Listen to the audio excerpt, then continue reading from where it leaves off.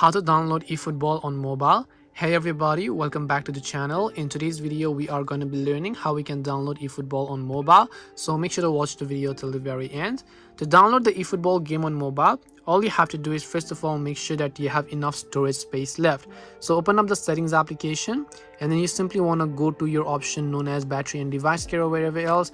Go to the storage option and then just ensure that you have enough storage left, because sometimes when you do not have enough storage you need to make sure you have at least over 5 to 10 gigabytes, because eFootball is actually quite a heavy game. After that, make sure that you're connected to a very proper internet connection, because this game requires a lots of gigabytes.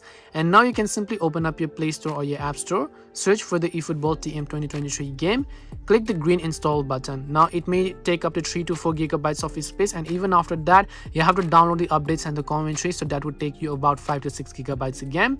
Make sure you have enough storage. Click the install button if you haven't installed never, and then just begin playing them as you can see it over here.